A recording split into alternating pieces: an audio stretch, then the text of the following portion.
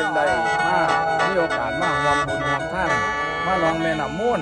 มาฟังล่ำอาจารย์ชินกรบุญแสงกับคุณแม่ชินศรีพร้อมทีมงานหมอลำปัดเปื่อยเพชรลำเพิ่นได้มีโอกาสติดตามน้องขอมากกับขอบบุญขอบคุณพี่น้องบ้านสำขาเห็ดข้าวปลาอาหารสู้กินขอให้พี่น้องผู้มาขอบคุณแรงเด้อวันนี้ออนเจ้าภาพยังเจ้าภาพที่ทอดกับทิ้งปีหน้าปี6เนี่ยมันจะมานำขออนุโมทนาสาธุ นางกระเบื้องส้นเล่นน้ำตุกเจ้าโกดแกงแม่เอ้ยเห็นแต่ยามฟันแก่แสงแก้วไอ้มาโลอัศจรรย์ใจโอ้ลำคงเอ้ยเจ้าไหล คุณยายวันดีใจดี ลำ เล่าเป็นคนเขาวัดเจ้า เจ้า ค ไหล รับแม่เอ้ยเจ้าจะมีเสียงตีเสียงแค่เสียงเขาเออ ผ่านไป มาบุญร่วม รอ กั ฟังหน้า เด้อ เพื่ ที่ อ ได้สอน ทำ เป็น ตา สาม ม กับ เอ้ ที่ ย แม่เด้อ รอดตาม บุญ สา ใน ย สัญญา ลำ สิพามาล่ำนำเดี๋ยว ใน ก่อน หลวงตามโตไปกำนครพนมนั่นเห็นแต่น้ำคลองจังหวัดตั้งอยู่กลางคลองน้ำฟาดต้องกระแสปันหันเชิญเรือมันเดินไหลลัดพัดไปโอ้ยน้ำน้ำเดี๋ยวเห็นหน้าโพซ้ำเดินเจ้าฟาดฟังเล่นอหนูพนังนางหันใจเสียใหญ่มือนัดเล่นเกี่ยวคาโบหนองข้างคงเป็นชายแดนไทยนั่นต่อเราเข้าเข้า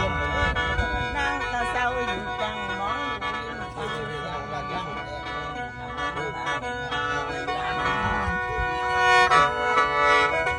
จะมาบัดนี้นั่งจากพังละหน้าเหลี่ยมพิม หักอ พา อกเงิน เมีย 6 มา เงิน ว่า 7เงิน8บ่ เข้าภาษีถาดเราอย่าเล่าว่าต่อเมียทำให้เสียหน้าเศร้ากระชาเขาสิหงลายซุ่มลูกเสียเขาว่าเขาพันเข้าเผามีนั่นนางนอนฝันบ่ง เอาน้ำเจ้าล่ะ ที่รักไปกันคืนว่าออกมาจากมามีนายสังใจพ่อมสัง เอาน้ำเจ้าล่ะพอเห็นเจ้าก็ส่งเสียงก็ส่งกันไปแล้วบุญนาละ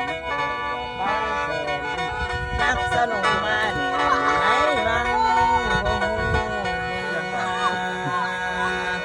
เหลือพระไทยน้องไม่มอยตายน้อง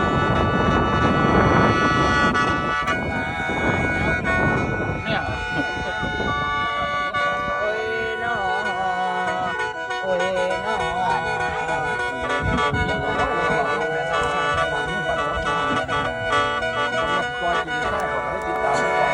ขายของเงียบแล้วก็ได้มาหา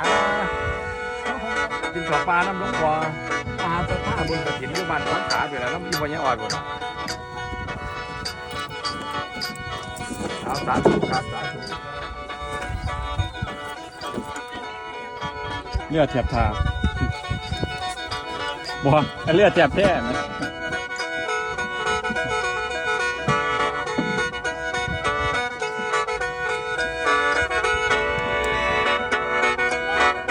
ลำต่อแม่ลำต่อ